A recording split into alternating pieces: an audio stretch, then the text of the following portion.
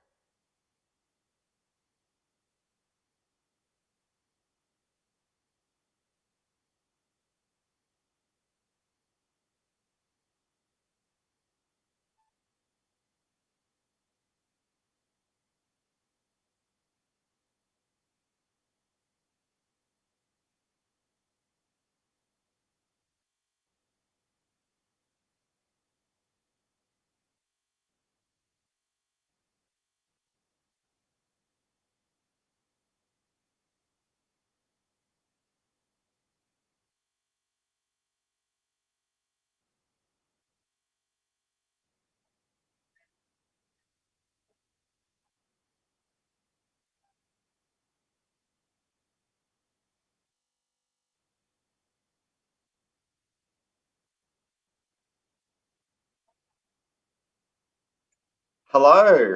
Thank you so much for having me. I've been looking forward to this for so long. Some of you may have seen me on Facebook before, if you're mutual friends and things like that. I kind of went mini viral at the beginning of last year, had a Kundalini awakening. I've been adverse to spiritual teachings all my life, but only really, I guess, have, for lack of better words, started to wake up in more recent years. And I shared that live on Facebook. Which was really fun, but had some adverse consequences as well. And I really just want to share my journey today and hope that somebody can get something out of it. If it's not something, it's probably something you might know already, but it's like, you know what? Some guy in Australia thinks just like me, and we're all connected and we're all on the same path in this ascension process. And when we can connect together, because if you're like me and you don't have a whole group of awake friends around you, it's great to be able to have these resources and connect with people like you, Rachel, through these means of technology that we have that we can use for our greater good instead of different things. Yeah.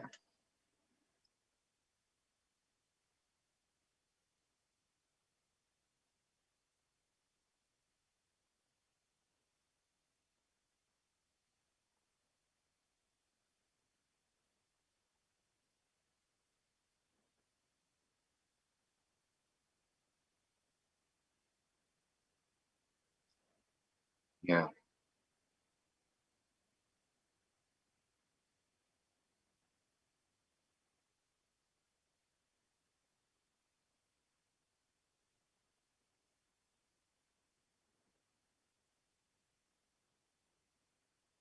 Mm,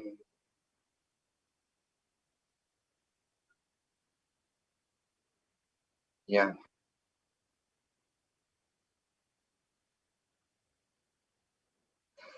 Yeah, so basically 3 years ago, I started meditating because I started my own mortgage broking business. And the first day I got there, I had to pick up the phone and prospect for clients. And I was really like, oh, do I really want to do this? And then that day, I went out for lunch and there was like a bridge with like a creek near my office. And I went down there and sat near the creek in the sun and I started meditating um, properly for the first time and just got this overwhelming sense of peace and calm and just like, you've got this, Tim. Everything's like, sorry, that's my real name, Tim. And you can do this. And then I got back in and got back on the phone and I've been there ever since and things have gone really well. But I continued that meditation. And to be honest, all I really wanted to do was manifest a lottery win because I started listening to lots of people on YouTube, like Abraham Hicks and stuff at first. And I was like, oh, wow, I can create my own reality. I can manifest whatever I want. Yay, I'm going to win $10 million. So I spent like 2 years meditating trying to win $10 million. But I was going through all this stuff at the same time. And then I started to realize, I started to listen to a lot more spiritual teachers like Alan Watts, Neville Goddard, Joe Dispenza, read all the Eckhart Tolle books. Just really, once I'm really passionate about something, I just immerse myself into research, and meditation for me was part of that research because I realized I was discovering who I really am. I didn't even know who I was. I was in ego for 35 years, and I did not know who I was until 2 years ago. So I'm just so blessed to be here now talking to you and sharing this experience. Part of the Kundalini awakening was unfolding in stages as I meditated. And then, to be honest, I did have some LSD for the first time in my life. And that first time, I remember standing there like it was Christmas time, and I have a massive family. So my grandmother had 11 children, and we always have like a big Christmas party, but they have a quiz. And I don't really like the quiz because I'm not that good at trivia. And I don't know, I just don't like the vibe of it. So I was out tripping, and there was like a storm, and I put my arms up, and I felt like every single joyous moment I'd had ever experienced in this life was going through my body at the same time. I felt so much joy. So I had a really great experience. And then I continued meditation. And what I realized is as the acid wore off, in meditation, I started to get similar experiences. And I was like, oh my God, like this is insane. And then I shared it all on Facebook, but I went through a lot of trauma as a child, and I shared a lot of that as well. And my energy was very mixed and very intense, and it scared people, my family and friends included. So I lost a lot of connections that I had. But at the same time, I needed to do that because I needed to go through it. I probably didn't need to share it to the world. But what happened in 2019 also, I went to a psychic, and a psychic said to me, oh, you're going to be like an Aussie Tony Robbins, being on stage, like helping people. And I was like, oh, no way. Like, I'm not doing that. I just want to manifest $10 million so I don't have to be a mortgage broker for the rest of my life. And then in February, one of my videos went viral, and like all these thousands of people added me to Facebook. And I was like, oh my God, it's happening. It's happening. It must be destiny. So I thought I was going to be like as famous as Eckhart Tolle. And then over time, it didn't kind of work out that way because it just wasn't the right path for me. And I realize that now. But I realize that all the contrast serves you, and everything that you go through in this life, any lifetime, because I've had other lifetime memories as well and some regressions. And I'm just like, wow, the only thing that matters is now. Now is the only time because there is no other time. The past and the future only ever exist now. So when you're going through those memories, and whether they're traumatic or good memories, now I realize that you can be the observer and just embody all of those experiences for your highest good. I can't explain the inner peace that I feel now by going through that. And I really want other people to be able to feel this too.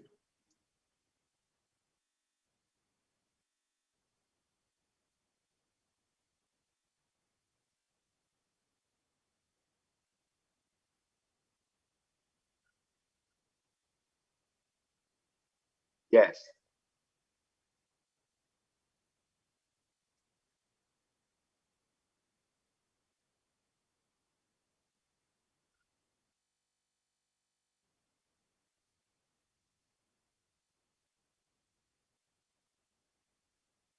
Yeah. Yeah.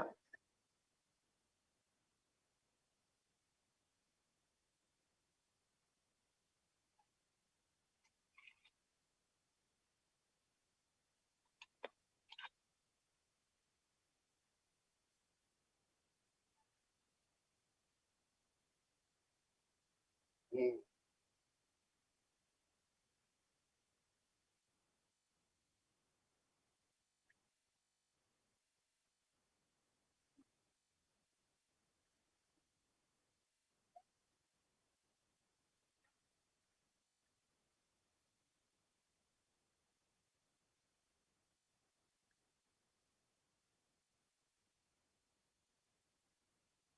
Yeah.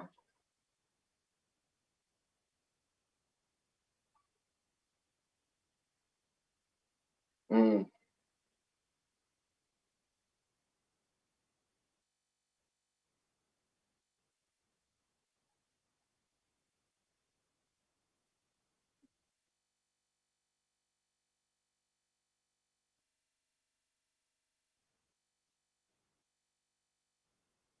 Mm.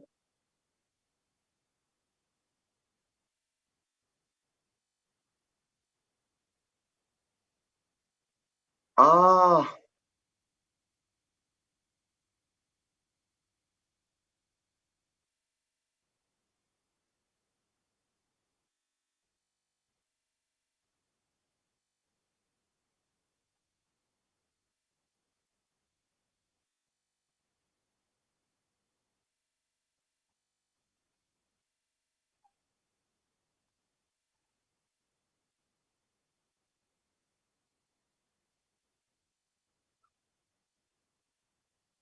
mm,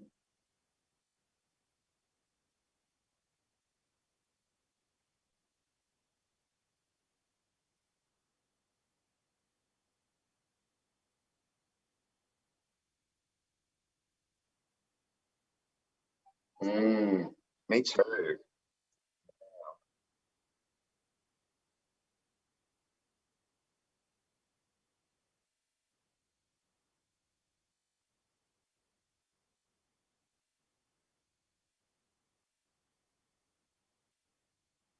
Mm,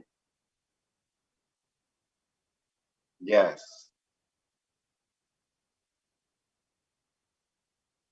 Yeah. For me, it was a disparity in wealth as well. I saw that from a very young age, and I'm like, why is everybody else so rich and not me? And why does money rule the world?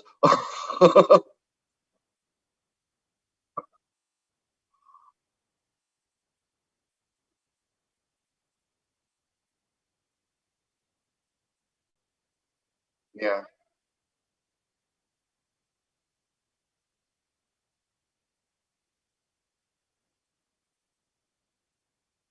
yeah. You're crazy as well. Great.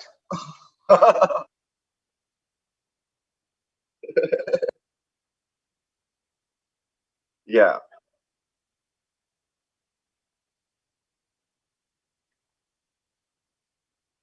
Mm,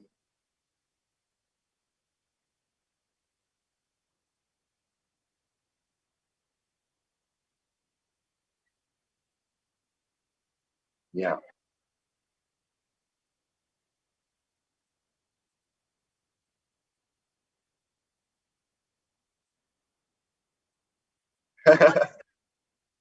Yeah. Ixnay on the hombre, as they say. Yeah.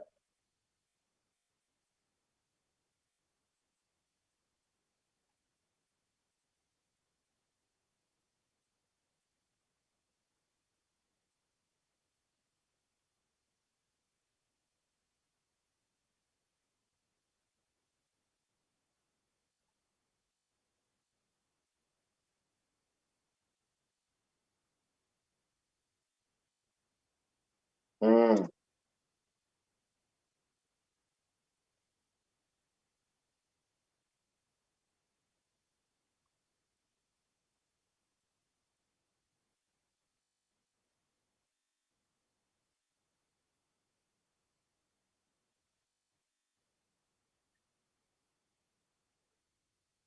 mm,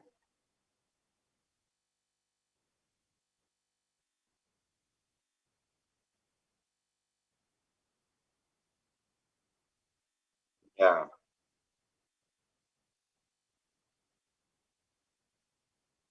Mm,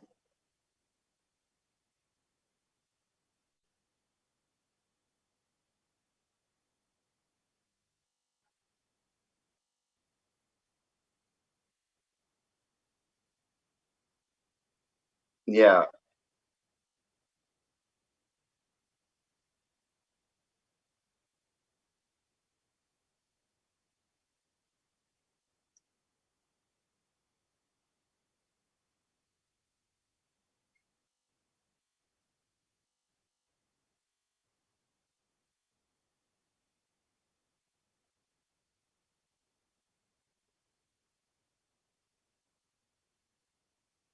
Mm,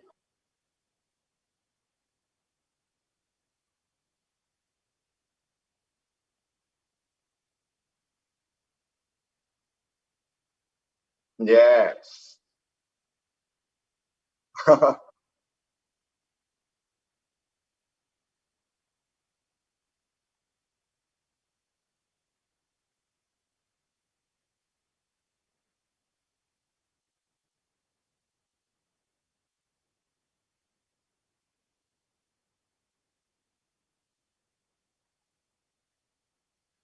Yeah.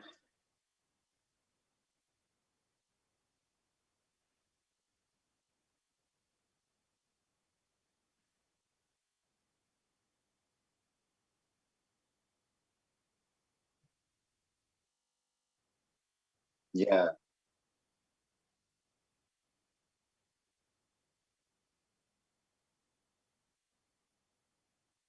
Mm,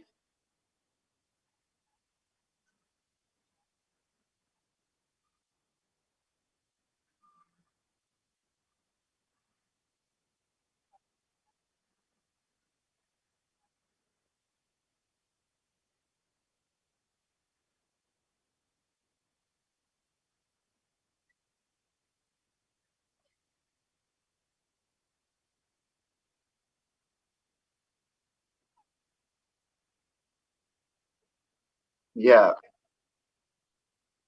It's interesting what it's interesting what you say about the church. I mean, I grew up a Catholic as well, until my grandmother died when I was 4, and we didn't have to go to church anymore. And then my family, my nana had 5 daughters, and they started getting into spirituality. So I was of a generation that learned about affirmations and angels and stuff like that. Whereas my cousins, who are like 10, 15 years older than me, they were still like, you're going to go to hell if you do the wrong thing, kind of thing. So the religious education in my family was kind of split between Catholic and spiritualism. And then when I was a teenager, because I was being bullied so much, I started the movie The Craft came out, and so I started getting into like witchcraft, right?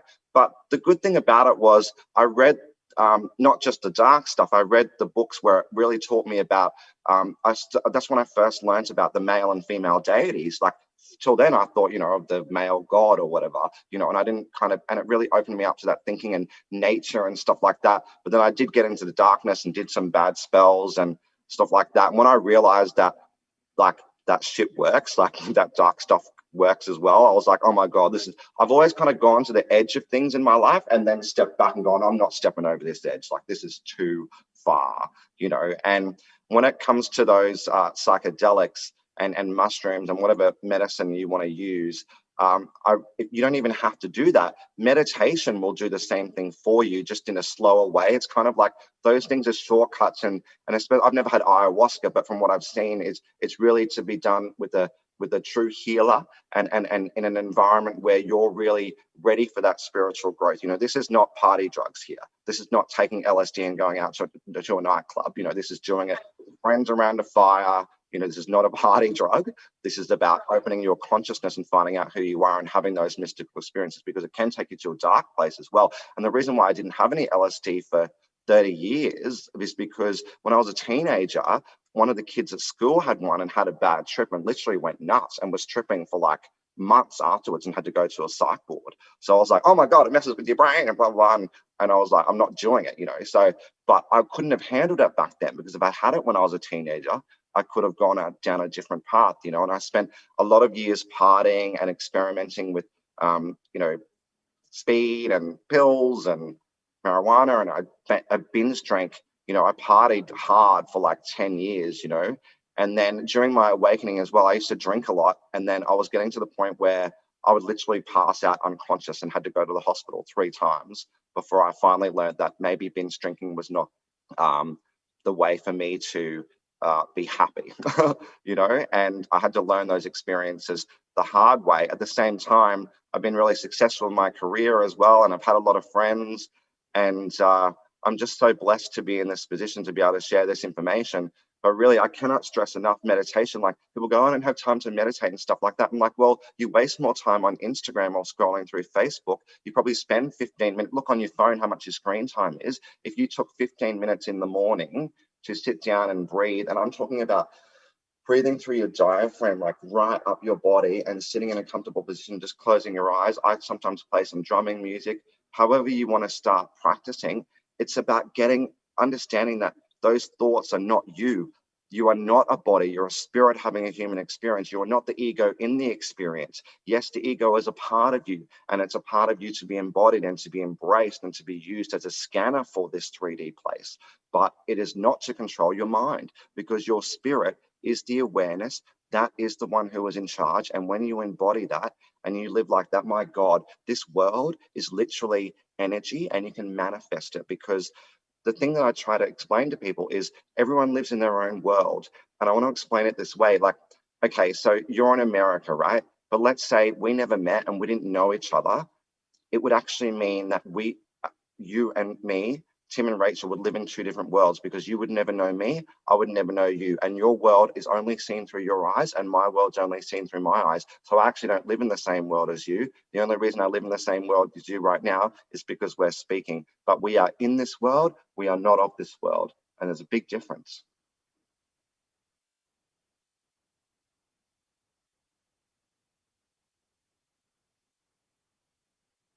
Yeah. Hmm.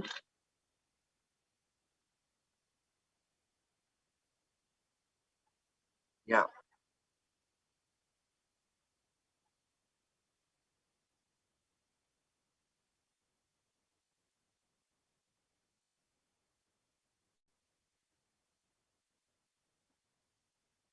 Yes.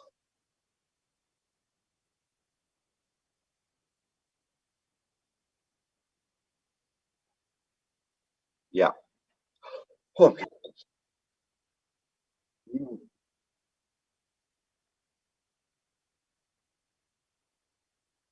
Yeah.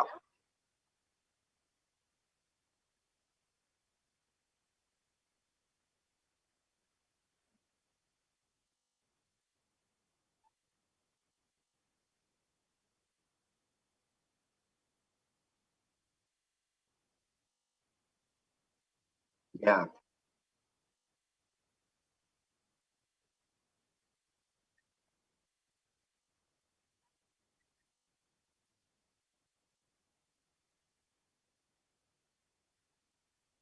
Yeah. Yeah.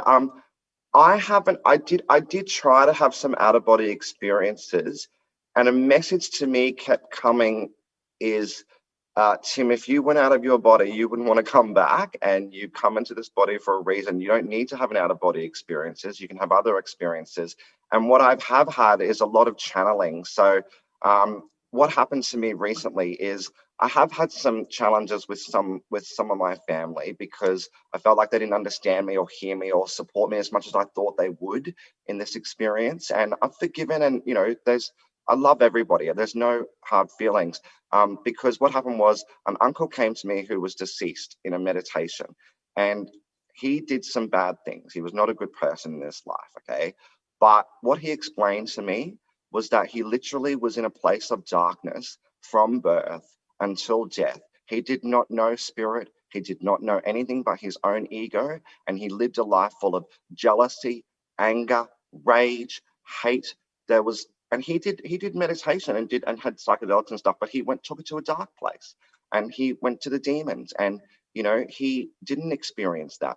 And now he came to me and said, oh, sorry, I'm getting emotional, because at first I didn't want to talk to him because of all the bad things he'd done. And I'm like, why are you coming to me? Like, I don't want to talk to you. And don't you think I'm going to be a conduit to express your remorse or whatever? I'm not here for that. And he's like, I'm not here to ask you to do that. I'm here to tell you not to allow that darkness to precede your mind, because all of the bullying and all the trauma that you've been through, he's like, he's learning through people like me mm, uh, to be able to get through that and to be where I am. He said, I'm really amazed by you, and I'm inspired by you, and I'm come to talk to you, and you don't have to tell anyone about this if you don't want to. Because at first I thought he was, might be a bit nefarious in nature. And because I allowed that forgiveness to come through, and I'm like, he didn't do anything to me. He didn't do anything to me. And he liked me as a kid and stuff. So there was nothing untoward there. So I was like, well, I can't hate you on behalf of others. I have to give you an opportunity. And when I did that, it was a prolific experience, because it taught me something too. And when I first channeled, yeah, like my nana came through, and it's weird. Like, I've spoken to Whitney Houston, Janis Joplin. Like, I know people don't want to believe this shit, but it's true. You can feel it in your heart when these things happen. And I've seen a lot of channeling out there on YouTube and stuff like that. And I don't do a lot of it, because you don't always know what you're channeling into sometimes. And it can be it's a very fine line, because I see some of these channelers and I'm like, you think you're channeling into this guide? And I'm like, they're actually leading you down a path that away from yourself, you know. And if you get to channel anything, what you really want to do is channel you, is my advice to anybody. Yeah, start with you. And if anybody else comes in, really make sure it's of a nature that matches your vibration, because you can feel the difference. But uh, on a spiritual level, especially if you're inexperienced at this kind of occult stuff, you've never been experienced to witchcraft, or especially the dark side of it. You know, these entities sometimes, and I don't want to scare anybody, they can come in and play the good guy, you know, like humans do. Humans do it as well. They're nice as pie in front of your face, and then they turn around and stab you in the back. Don't think that in the spiritual world it's any different. Energy is energy, whether we're in physical form or non-physical form. We are one and the same. It's just that our bodies are very dense here. And when we're in a low vibration of fear, because we're watching Cabal News, we are in a state where we can't feel our real selves. We have no awareness of the real us. And the word really is awareness, because you are the awareness of what's happening. That is what you are. You're not the body or the person, the name, the gay man with the tie-dye shirt and whatever. You are the person, the awareness of that person. That's what you are. And when you understand that, you're like, oh my God, I feel so free and blissful. You can still live life normally. You know, I run a business, I still, you know, still do 3D things, and I still have triggers. Um, but I do the inner work and I look at my shadow. It's so important to shine that light on the darkness. You know, there were so many times where I had a gripe against humanity for being bullied, and I was like, you know what? Well, some of them deserve it because of how they treated me and blah, blah, blah. And I'm like, you know what? You don't actually feel that way, Tim. That's a part of yourself that's lashing out in hurt and pain. And you put that out on Facebook and you've scared people. And that's why you didn't get famous. You know what I mean? Like, you weren't in the right vibration. And that's why it didn't happen for you. And that's why you couldn't teach people things, because you were still learning yourself. I tried to run and show people how to run before I could even walk. That's what I did.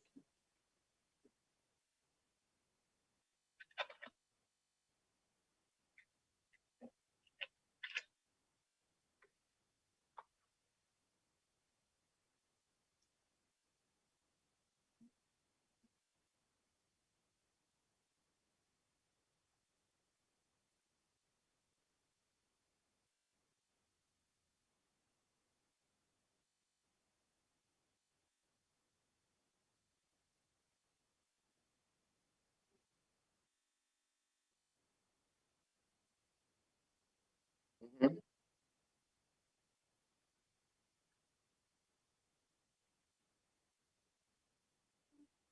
Yeah,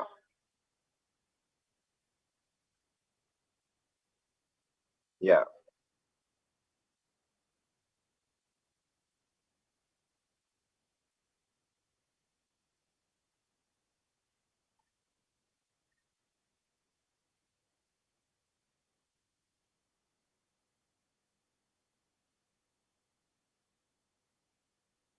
yeah, yeah. I'm not into all that. Yeah, that's, yeah, yeah,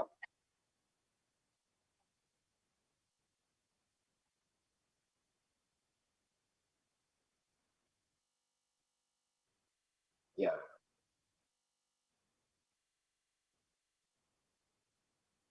Mm,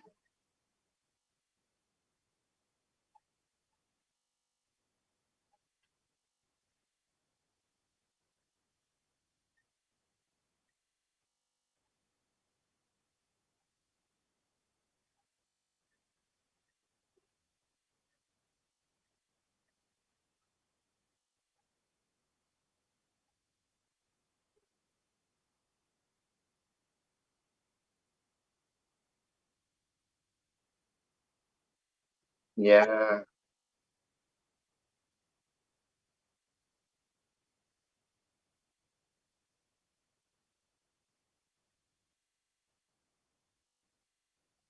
yeah, yeah.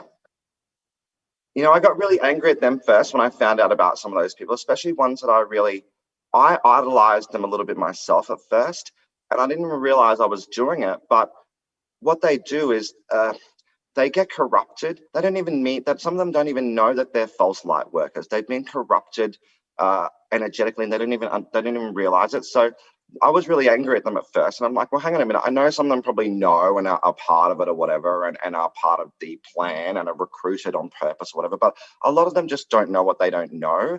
And when you rise above the battleground and can kind of see it from a bird's eye view, you can go, all right, just let them do their thing.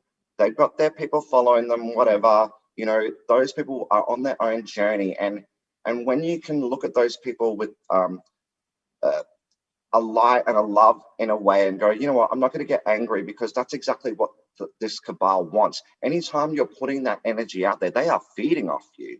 You know, they are literally feeding on you. And one of my sayings is, don't disturb the zombies while they're feeding, because, you know, they just, if they're feeding on cabal lies, there's nothing you can do to help them. There's no point going down into 3D, getting into arguments with people, with friends and family. You can talk about something else, you know, put a Britney Spears song on and dance until the world ends, you know, do something fun with people. There's always some way you can connect with people, even if they're not awake or whatever. I'm learning that it's okay that people aren't on the same level as you, and you don't need to get people there. You don't need to convince anything of anyone. And for me, it was that need for validation. I didn't want people to look at me and idolize me or anything. I really wanted to help people, but it was that ego's need for validation and to be accepted by the world. And I felt so rejected. And when I realized that it was me who was rejecting me, not the world, my whole perception on things have changed, you know, and especially in the last couple of weeks, it's been really amazing. I went to a healer who's an energy worker, and at first I was a little bit suspicious, because I was like,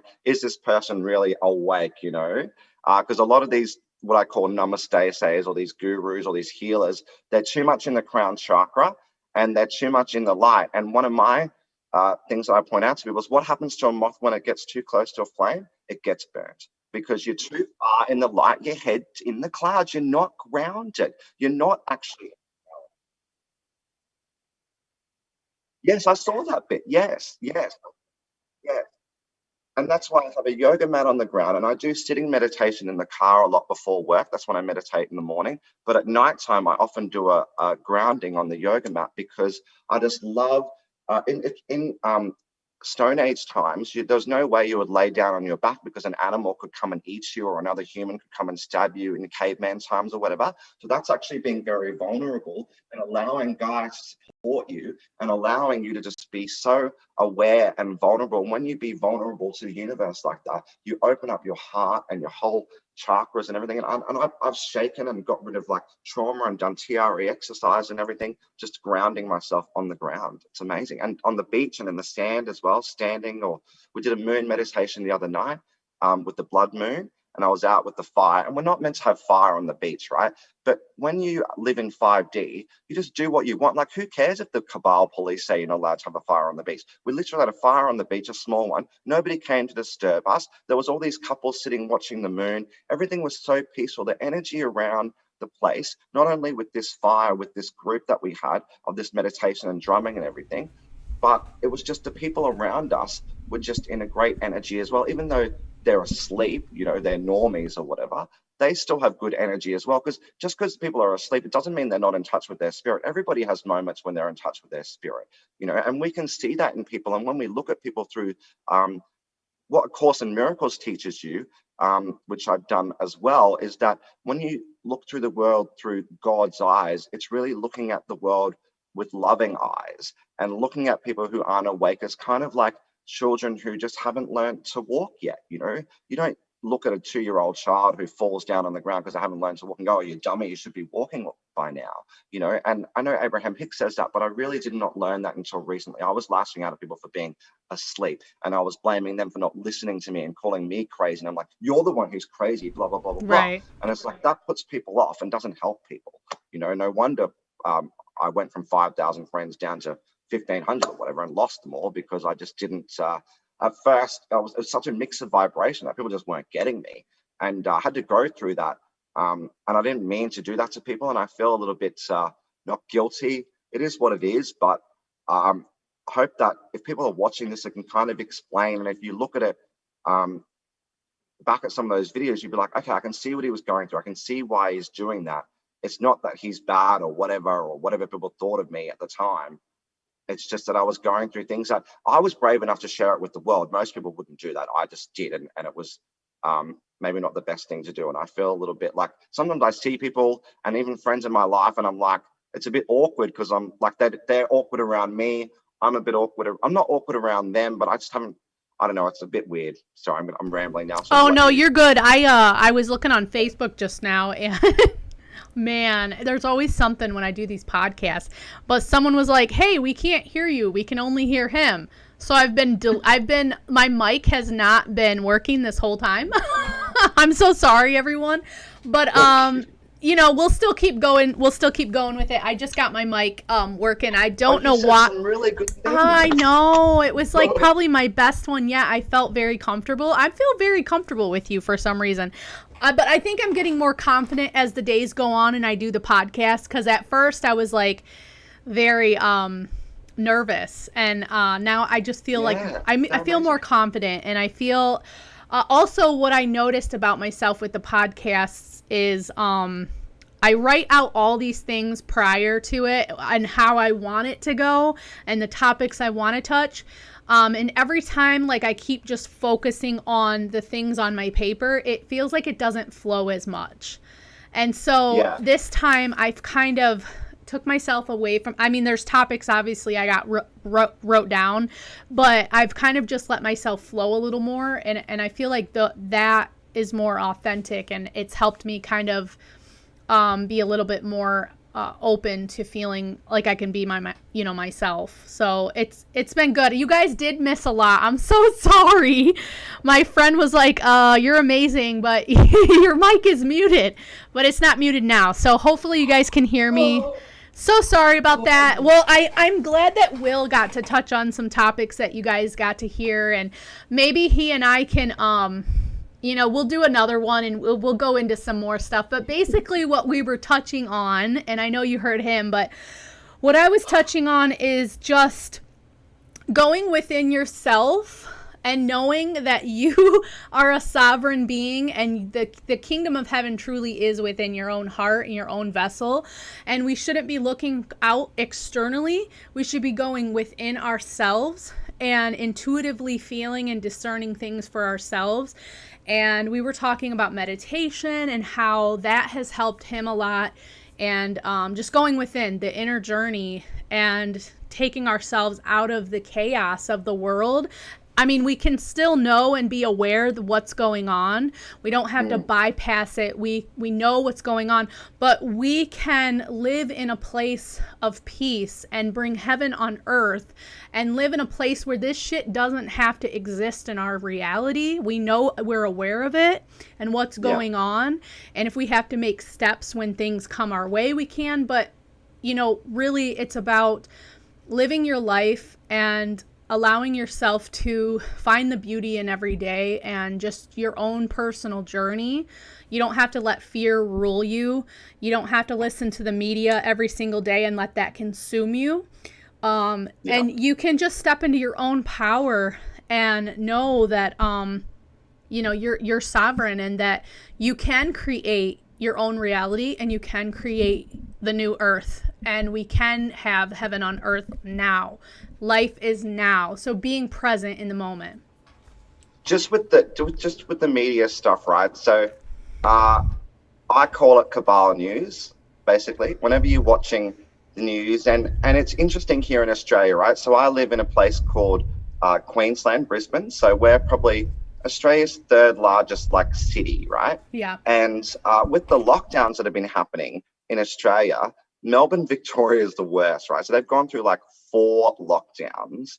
And what's interesting is I watch it and I can see the narrative unfolding. I can see why they're doing it, because what's happened is, as soon as this lockdowns happened, they're like, oh, well, if everybody went to Maxine sooner and saw Maxine to solve all their problems, this wouldn't be happening. And so everybody, since this lockdown, more people have gone to see Maxine, right? And I'm like, and I just make a joke out of it. I'm like, because we know you be cabal news and we can see your lying ass too.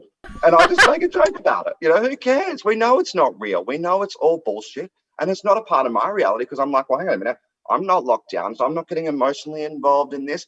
Because if I start to feel, even it's not even when you just get angry, right? When you start to get into those sorrow moments, like, oh, I feel so sorry for all these people and blah, blah, blah, blah, blah. I'm like, well, hang on a minute. I don't even know anybody in Melbourne who's affected by this. So why do I need to have all this emotional sorrow for people who, and it's not that you don't have any sympathy or compassion or empathy for people.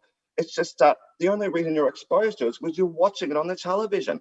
Turn it off and don't watch it. Or if you are going to watch it, be the observer and look at the narrative and go, okay, the only reason why I'm watching this is because I'm just seeing where the narrative's going. But what I find is if you look at 100 years ago, there wasn't all this television and your life would have been just the same as it is now, except you didn't need to know all this crap that was going on over the other side of the world because it actually doesn't affect you. And even though we go, oh, we're at a global society, you need to know what's happening all the time. No, you don't.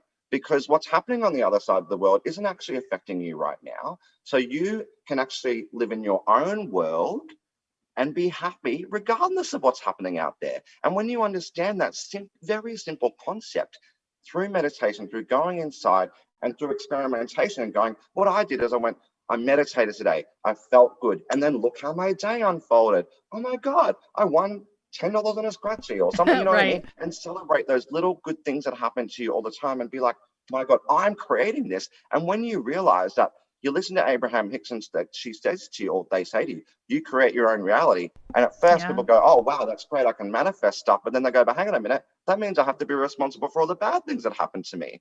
And that's really hard to reconcile with, because you're like, hang on a minute. If I'm going to be responsible for everything, that literally means everything. And I have to take accountability for that. And it's taken me a long time to really grasp that I'm creating every single thing that happens to me and everything that seems like a negative experience. Like I fell off my scooter recently, bit through my lip, chipped my tooth, like on my birthday. It was awful. But I've healed really quickly and I got back on the scooter. I didn't let fear overcome me. I'm getting back on that horse. I'm riding that scooter again to make sure that fear doesn't get me because I really enjoyed that activity. And that contrast has served me because it allowed me to slow down. It allowed me to stop being all over the place because I was just very erratic. And until that happened to me and I went to get that healing and did some more inner work, I'm really finding it. What you said in the beginning when people couldn't hear Rachel, she said that we're always waking. We're never really, people who say, oh, I'm awake. Well, no, you're awake today, but you're going to be asleep again tomorrow because you're always waking. You're always waking up. It's a process that we're going through. And even in non-physical, you're still learning because when my uncle came to me and told me about his experience, he's still learning in non-physical. So we never stop learning, even when we pass away, because death, that's another thing that I want to really drill down. Death is what they use to keep people in fear, and death is not real because we've been coming back for thousands of years. Yes, wow. There you go. Yes. Oh my gosh. Well, and the Gnostics, they talked about the archons, the inorganic ones. I always call them the inorganic ones, because that's what they want. They feed off our fear. They feed off the low frequencies. So when you're in a constant state of fear, or you're in a constant state of focusing on this, and that, instead of using that Kundalini energy and that creative force, you can do so much with that, your creative energy, and you hold that in your, isn't it held? I'm pretty sure it's held in your, it's your heart. Yeah. But I think it's like it's tied to something with your, I want to say your sex energy, like your, oh yes, the Kundalini comes from the bottom. Yeah, comes from the bottom and rises up the spinal column and comes to the top. But when it rises and you're in that flow, it's kind of like when you're breathing. It's kind of like an infinity symbol, but it goes through your heart and kind of goes up the crown chakra and then back through again. And you can feel it. And some people can even see it too. I'm not a visual person. I'm an auditory person, and I can feel things, but I can't see things. But other people can see it. They can see it. That's cool. Well, and then like the past lives thing, like people are so scared about death, but yes, we do reincarnate. There is a cycling system that goes on.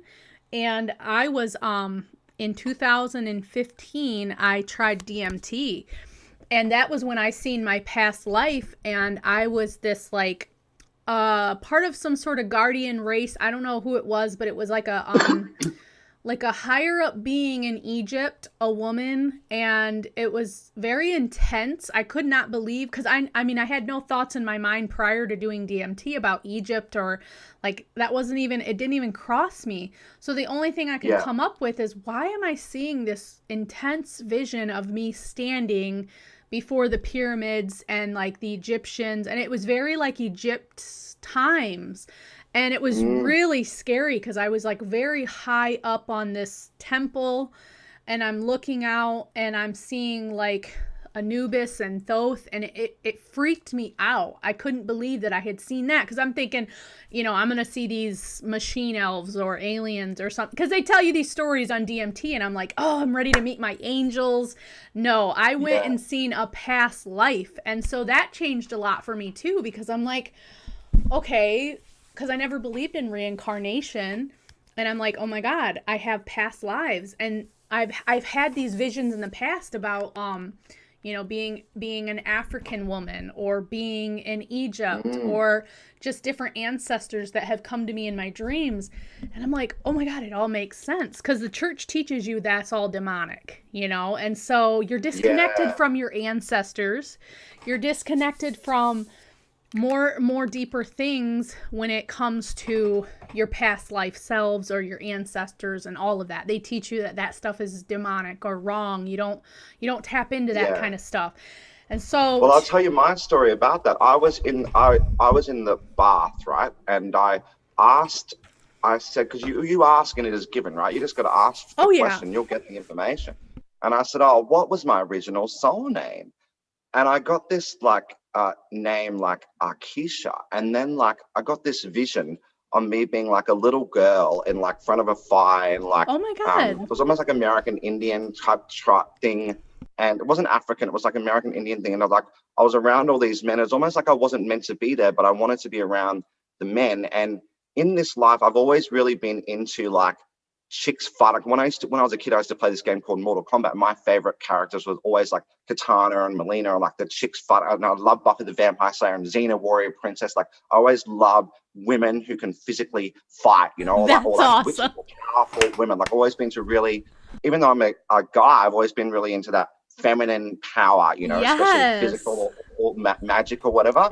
And then I got this vision of me like being like this fighter, kind of like, it was almost like I was in this tribe, and like I was fighting with the men, but I wasn't meant to be there. It was almost like I wasn't living a life as a normal woman. I was with the men, and somehow I think my dad was like the tribe, high up in the tribe or something, and I was allowed, because my personality was like I wasn't going to fit into the mold of being a normal tribe girl, of being I was a fighter or something, and somehow I was able to fight with the men. I was like a woman warrior or something, or like and it was like, oh wow. And I think that was one of my first incarnations as a Akisha. So that's what I got. And as I started learning and believing and not having as much doubt, because I was like, this is just my imagination, blah, blah, blah, this isn't true, you know, and I started to realize once it's true for you, it just is true. And nobody else can tell you that it's not. Nobody else can tell you that you're crazy. Nobody else can say that you're not not having this experience, or that it isn't true,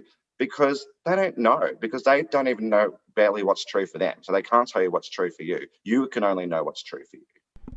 True that. That's awesome. And I love that you said you've always been drawn to like the warrior, because that's how I was too. And I think that we were probably warriors in another life, because I've always felt that lioness spirit. I can be very intense and very fiery and like, you know, superwoman type of woman. And I've always felt like, you know, I want to go in and save the children and expose the evils. And like, I want to be this warrior that saves the world. And, you know, there's not everyone who's like that, but I feel like I was a warrior in another life, or I did go to battle. There's a certain friend of mine, her name's Raven, and I always am like, girl, we were warriors together in battle. And I just feel like we were like best friends side by side. 'Cause she's like, what do you see about me? Who, you know, and I was like, I feel like we were past life warrior buddies. And she's like, really? I'm like, yes, I'm like the lioness and you're the dragon. And so, yeah, I've always felt that. I've always loved the warrior women. And And I'm starting to see like a lot of the masculine rise too. They're kind of a little farther behind, but I am seeing the masculine rise up and take their positions too, which I'm really proud of them. The masculine and feminine have been under attack for thousands and thousands of years, but I'm starting to see the men kind of step up into their roles as protecting us and standing up for us and speaking out for the truth. And one person I really like, his name is he goes by Health Nut on Instagram. He's in California and he's like very healthy, but he's very fierce. You'll have to look him up. He's just like this warrior masculine. And and he speaks out against things. Like he held this event where they were like talking about health, and these people came and showed up and was like, we got to shut you down because you're not wearing masks. And he just like held his position, and it was so awesome how he like gave them the truth, and it just, they were like, they backed up, they left. And it was just like, hell yes, we need more fucking men like that. Yeah. And that's the thing to be watching, and another thing too is I did go a bit too deep sometimes into some of these truthers, and I got sucked in by people like Simon Parkes and Charlie Ward, who keep saying that certain people are coming back to save you and there's a plan. Like Jesus and I'm like, is hang on a coming minute, back. that's still focusing on something external, guys. And whether that's true or not, it really doesn't matter, because the only way to beat the cabal is by going inside your own consciousness and detaching from this matrix, because nothing you see out there is real. The only reason this is happening in the world, or anything in the world is happening, is because it's a collective manifestation of all of our thoughts, feelings, and belief, and there's the insanity of the ego, the collective ego, playing out right in front of our minds. And Earth is ascending, and we're all going with it. It's not like, well, everybody has a choice, but it's happening, whether you like it or not. There is no stopping this. The cabal know this, and that's why they're shitting themselves. Oh yeah, and that's another thing I wanted to say.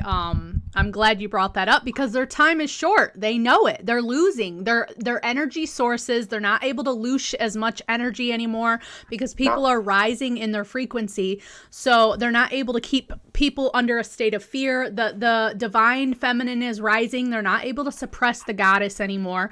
We've went hundreds of years where it went from matriarchal to patriarchal, and it's been this suppressing of the feminine, and now women have a voice. We're rising again, and we're healing the planet, and the divine masculine is rising with us. And so humans are just rising in frequency, and the planet's frequency is rising as well, and they don't have things to loosh off anymore. And so their times are up. The inorganic ones know that. They're actually the real scared ones, and that's why they need to keep us in a constant state of fear, because they're actually the ones in fear, because their time is almost up. And and I truly do believe that humans are going to get to a point where they do ascend, and the planet goes into some sort of ascension where these things don't have to be in our reality anymore, where we live in peace, where the planet is restored in its rightful energy fields and all of that. I don't know how long that'll take, but I do see good things on the horizon for planet Earth, and I am excited because it's the age of Aquarius. It's the age of knowledge and wisdom and truth, and those who want to remain in that old order, y'all can if you want, but I'm out. I'm out. I need to live amongst the people that are here for the new Earth. Good things coming. That's where I'm at. Yeah, I think we can live in a world where everything's allowed and love comes first. Yeah. We really can. Like that fire on the beach. They say, oh, you're not allowed to have a fire on the beach. It's blah, blah, blah.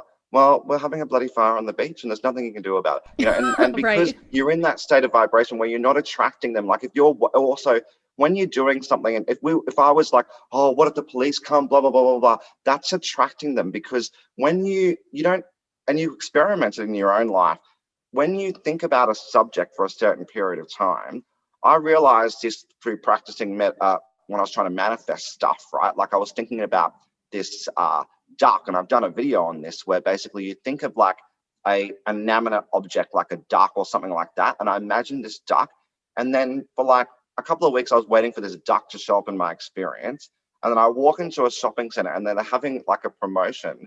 And then there's this like big duck, and it's exactly the same thing as I saw in my vision, right? And I was like, oh my God, I can manifest shit in the physical world. And people go, oh, as if, Tim, that's just a coincidence. They always have that damn duck promotion every year. Well, I haven't seen it since, by the way. But anyway, you know what I mean? There's always a 3D explanation for things. But when you actually practice it yourself and you're like, hang on a minute, no, that was not a coincidence. That was me manifesting that duck. And if I can manifest that duck, imagine what else I can manifest. And that really got me excited. But then sometimes you're like, oh, well, now I'm manifesting $10 million. But sometimes what ego wants and what's for your highest purpose isn't actually going to manifest. And I've had to learn that the hard way as well. So some of the people who are like, oh yeah, just think of something and you'll manifest it, that can be a path to go down that can lead you down a rabbit hole as well, because you're like, well, why am I as powerful as I think I am, blah, blah, blah. And then I started to doubt myself and be down on myself, when what happens is you think of something that you want and you just allow it to unfold. You don't need to control stuff that's beyond your control.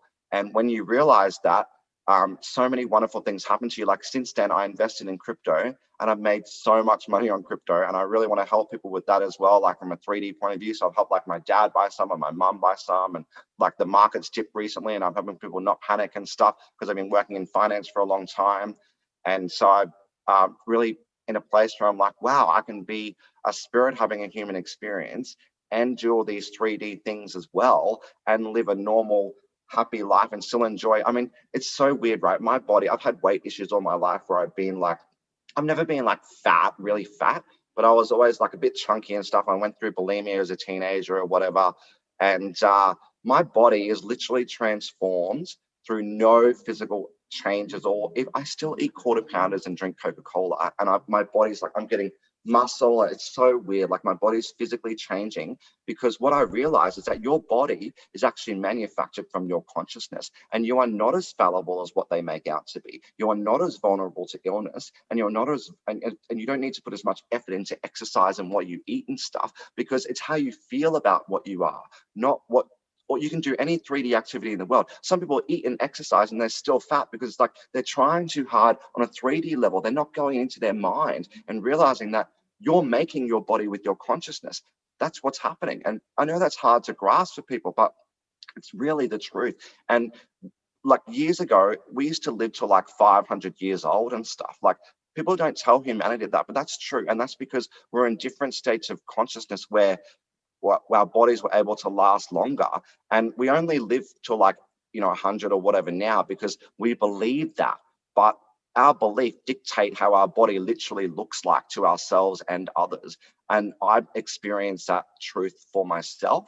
And until other people experience it, they're probably not going to believe me, because my friends are like, oh, you stopped drinking as much alcohol, you did all this. And they're trying to explain this to me from a 3D level. I'm like, no, you don't understand. This has got nothing to do with the 3D things, because I still eat lots of quarter pounders. I still drink Coca-Cola. I could eat healthier, but that's not, if I did that, I probably wouldn't necessarily lose weight, because I'm doing it for the wrong reasons. I'm like, oh, I need to eat healthy so I can lose weight. I'm not realizing that if I just know that my body's manufactured by my consciousness and I change that, my body will change without me having to do anything. I know it's weird, but it's true. That's profound. I really think that that's important to someone out there. That's important to me because I've struggled with weight issues my whole life. I got into Adderall as a younger girl to stay skinny. And I mean, that only messed up my body even more. It gave me like weird nervous system issues. And to this day, I mean, Source will not let me do any of that anymore. I mean, I've tried even the last few years to take, like I had a couple of people offer me, like, you want an Adderall? Like, oh, sure, I'll get stuff done for the day. And I just feel so sick every time I take something like that. So I just know I can't put that stuff in my body anymore, and Source is not going to let me. But at some point in time in my life, I did take those things to stay skinny. And I do know it is a consciousness level. It does deal with a lot of like loving your own self, the frequencies, your consciousness.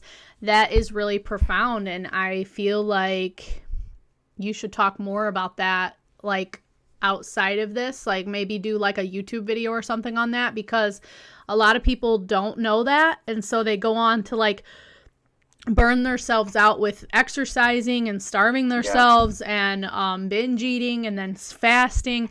And it's just like, it really is an inner thing. I used to have a friend that she's real big, and she's like, none of this is going to come off until I go within myself and love myself. And I used to think that was so crazy for her to say that. I'm like, no, you need to take care of your body. But it does. It really does go hand in hand. Mind, body, spirit, you know, your consciousness, it all plays a role. All three of it plays a role in that. And so that's really good to know. I mean, I like that you said that, because I'm going to take that little tidbit for myself, because I've never heard that before. It's a paradox, right? Because we all know that if you do physical exercise and take in less calories, the science will tell you that you will lose weight, right? And that obviously is true. Yeah. But if you are doing it in a way that the energy isn't aligned, then you might lose weight for a little while, but then you'll put it back on, or something else will happen. It'll manifest in a different way. Or sometimes people will get skinny, they'll exercise, they'll eat right, but then they become like health nuts and they become boring and not even fun anymore. You know what I mean? Their personality changes in other ways because their ego has created a different version of themselves, which they now are, but it's still another version of just an ego. They haven't actually woken up. They've transformed into a skinnier body, but they're still just a body with an ego. They're not that spirit having that human experience. They're not aware of that. And there's no judgment there. It just is what it is. People are on different states of awareness of all of this. And that's why we're doing these talks. And I think this podcast is wonderful, because you get different personalities, different perspectives from people who are having a very similar experience, but they can give messages in a way that resonate with everyone, because some people don't like what I say because I'm just not the right person for them. It doesn't mean that I'm a bad person or they're a bad person. It's just that somebody else is going to be right for them to listen to, you know? Yeah. And it's actually helped me a lot too, because I'm a Capricorn woman. We're all about, like, a lot of us are like our way, and we're very business oriented. We can be very creative, but we also can be very egotistical and very our way is the only way. And I've had to really get outside of myself and allow others to be. And I thought that, this podcast would be healing for me to not feel like I have to force my beliefs or views or points on people, but allow myself to learn and be open to others and what they have to offer too. And maybe a part of me will be able to let go of that side of myself where I constantly feel like I'm maybe judging, or maybe I'm being in my ego about things. But even already I've had 4 podcasts, and there's things here and there where, instantly I want to be like, well, no, that's wrong. But it's teaching me to be humble and to allow the other person to speak and to present what they need to present, and maybe someone will be blessed by hearing what they get from that person. And I know not everyone's going to agree with me either. There's probably people that have watched things and been like, I don't connect with that, but that's okay, because other people will. So it's allowing me to be more authentic. It's allowing me to allow people to be themselves and be their authentic selves. And I really think it's been healing for me, even in just the 4 podcasts I've done so far. It's just like, wow, I can imagine what it's going to be way down the road. And it's helping my communication skills as well. So like I said, this is like the 4th one, and I already feel like I'm able to talk and be myself instead of being so like, oh, what am I going to say next? Or what question am I going to bring up next? It's just like, you just talk to people, you just connect with people. And it's about, coming together on all walks of life, all beliefs, all points, and talking about it and just being open. And I think it's like, it goes back to that where you said, the people that we disagree with that are like false light workers, maybe they just don't know, giving them people grace too. And I'm learning that, because I get very angry looking at people who are promoting the jabs, but then they're this spiritual being, and I'm just like, how? And that really ticks me off. But in a sense, it's like, maybe, just maybe, they just don't know. Maybe they're like the others who are kind of asleep and thinking that this jab is going to save the world. And maybe there's a part of them that isn't really aware, and they don't really know about those things and how horrible they are for them, or how those things are being used and manipulated to control the masses or to depopulate. Like, maybe they just don't know about that stuff. And so I think some of them do as well. And I think they do. I got very jealous too, because I was like, oh, you know, that psychic said I was going to be a Tony Robbins and I was meant to be on stage, and how come all these fake spiritual gurus are out there and they get all the views and they get all famous and stuff like that? I'm like, well, they're serving the cabal's purpose. Oh That's my why. God, yeah. You know what I mean? That's why they get all famous, and you don't need to be jealous of those people, because you don't want to be like them. You don't want to be a false idol like these people, Tim. You don't want people idolizing you like that. You don't want to be that. Well, yeah, and a lot of them have been the people that, like, the people that I looked up to the most. I'm not going to name their names, but you probably know who they are. But they've come out and they've supported the jabs, and I'm just like, yeah. How do you, and like very spiritual people that I'm like, wow. And I wonder if you were ever even. And it makes me not want to listen to them anymore. But I mean, there is good things that they talk on too, and so it kind of sucks. Yeah. I don't know. It's hard for me. I think what it is, when you come to realize that you don't need those people anymore. Yeah. You're at a level. You're not even on their level. It's not even that you're above anybody or below anybody. It's not even that. You're at a level of awareness that they are not at. And you don't even need to really play with those people anymore. So I've stopped watching them. I just don't watch them anymore. Unless I come across something, or sometimes I look, Abraham Hicks is still good. I listen to that, or I'll listen to a Neville Watts, Alan Watts or Neville Goddard will come up sometimes. And I'm like, oh yeah, just to remind me of a few things, whatever. There's always things that you can learn through other people. When I have a spiritual coach now as well, like I thought I could do it all on my own. But when I found another awake person, what I learned through this person is, even this conversation now that we're having is because we are all one consciousness, really, we're individual facets of one diamond. We're actually talking through ourselves. So when I'm learning something through you, your voice, it's kind of like we're the same as each other. So you're talking to me, but I'm actually talking through you to me, and you're talking through me to you. I know that it seems weird because we're like individual people, right? Yeah. But when we resonate on that level, it's our higher selves communicating through that other person to us. We're kind of we're doing it in it's a co-creative experience that we're having, but we're messed with each other to a point where our higher selves are talking through each other. That's what happens. That's interesting. Magical. Yeah, it is magical. Wow. And I keep getting brought back to the Hopi prophecy of just beings from all walks of life coming together, uniting and joining forces to be these rainbow warriors of the planet. And I just consider us these rainbow warriors. Yes, we are a little different, and yes, we are not better than people, but like you said, like we're on a different plane of awareness, and that's okay too. And so I guess we all just need to honor one another, because I keep going back to this false light workers, but I'm like, maybe they're calling, because I've had light workers attack me and be like, you're just so intense, you're so fiery. And I'm like, well, I'm a warrior. Like, I'm put here, I'm on a different plane than you. Like, maybe my work is different than yours. And so I just want people to know. A light worker is they want to be a namaste sayer all the time. They want to be like, oh, if you show any signs of a shadow, if you reveal any of your shadow, it's like, oh, you're not spiritual, you're not this and that. It's like, hang on a minute, you're in the light all the time. You're not revealing your true self because either you're not aware of it or you don't want to show people. Right. And if you don't want to show people, what are you hiding? Or are you hiding it from yourself, or are you hiding it from the world? And I think that's what a lot of these spiritual gurus have done. They've denied their shadow, or if they know their shadow, they're not showing it to the world, because they don't want the world to know. You know what I mean? Whereas with me, I was very authentic about what I did, and I showed my shadow, and I showed the warts and all on Facebook. And It didn't do me any favors, because people were like, I don't know how to deal with this dude. I'm just switching off now, And that was cool. I get that.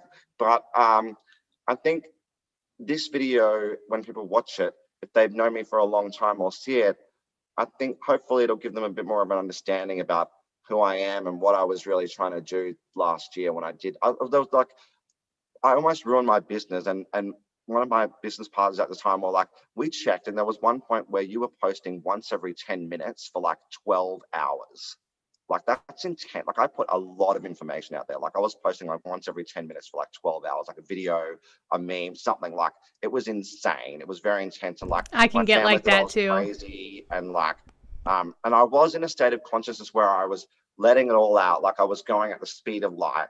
And now I've slowed down and really am in a more centered place. But I just had to burst out of the stratosphere, you know? Yeah, maybe you had to get go it through all that. out. Maybe you had to go through that at that point. Maybe you had to, maybe some of that touched someone out there and reached someone.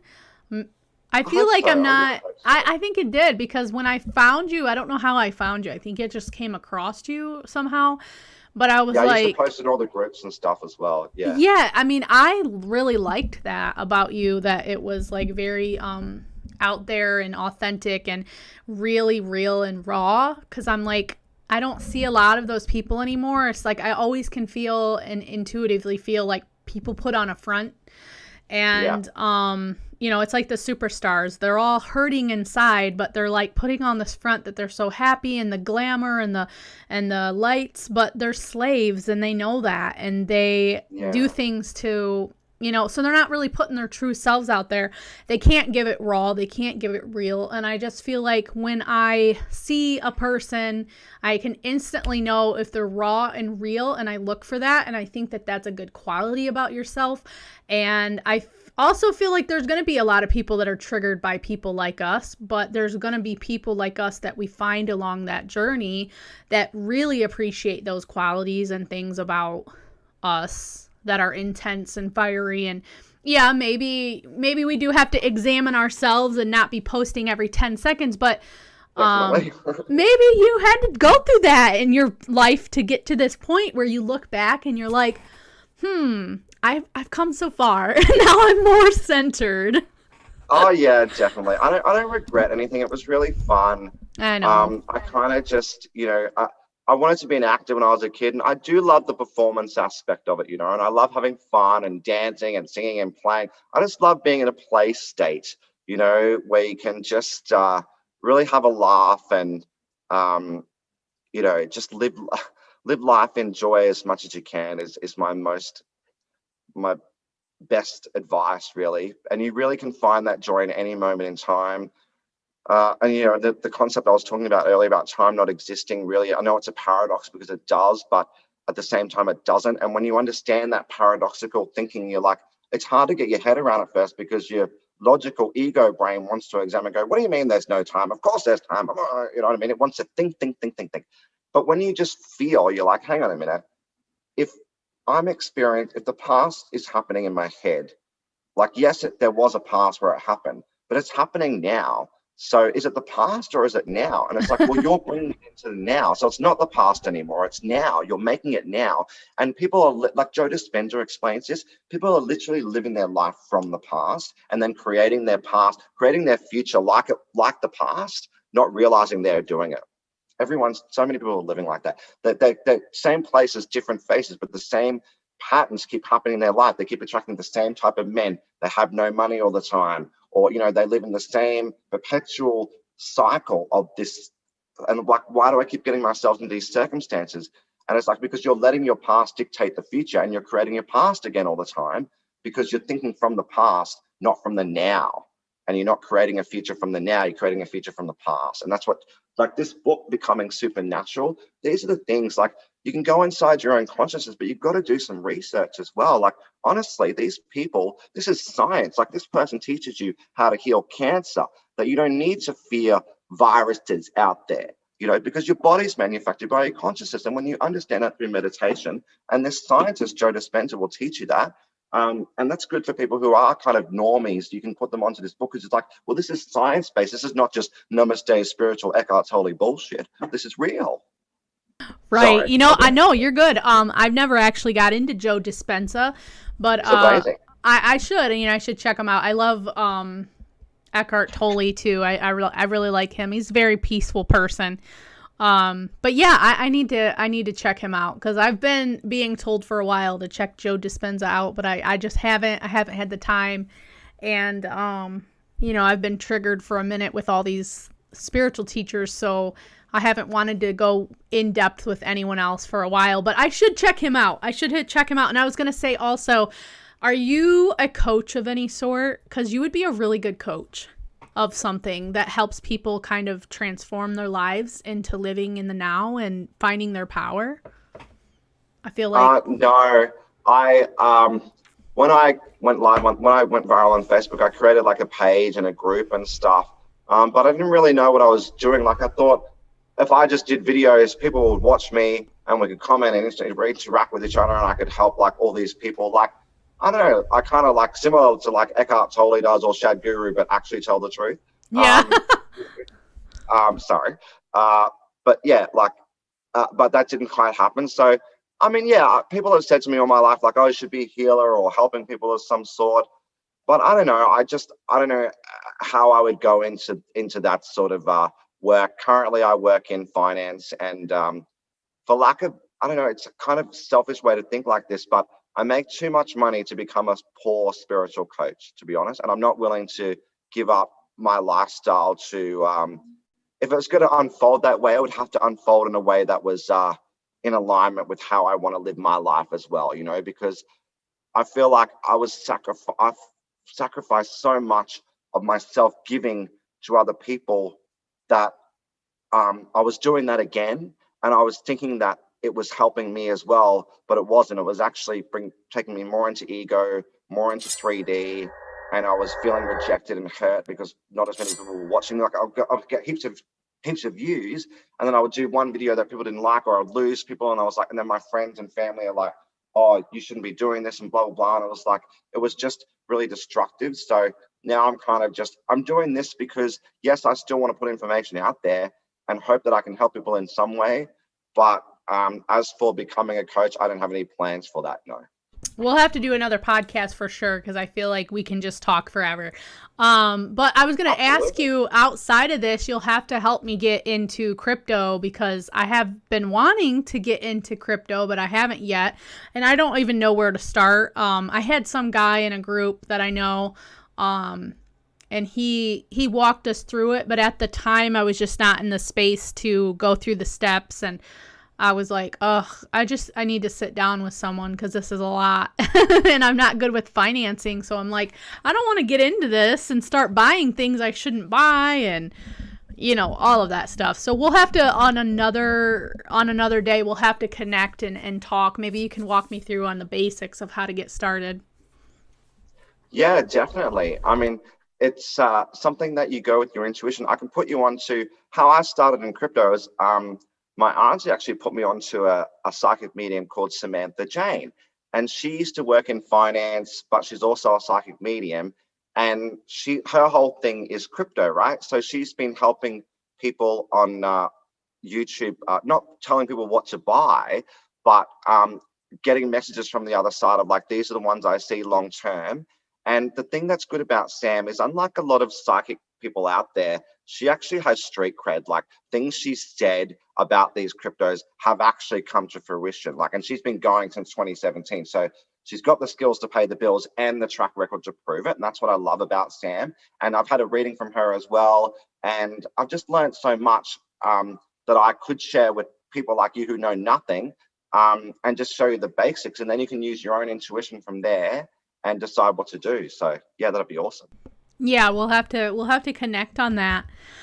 Well, I just want to apologize to the listeners, because I think you guys did miss out on such a good chunk of information or even just stuff I shared about my personal awakening. Yes. But I'll share more. Me and Will connect again more. And just remember that you are a sovereign being. You guys do have the power within you to create your own realities. Like I said earlier, bring heaven to earth. We can be here now. And yeah, it was so cool having you. So blessed to have you. Thank you so much. I was looking forward to this for so long, and I've been Really wonderful to be here, and I'm excited to do it again. Thanks so much, Rachel. Yeah, Love thank being you. here. Thank you, Will. We'll have a beautiful night, and we'll talk again I will. soon. Yeah, awesome.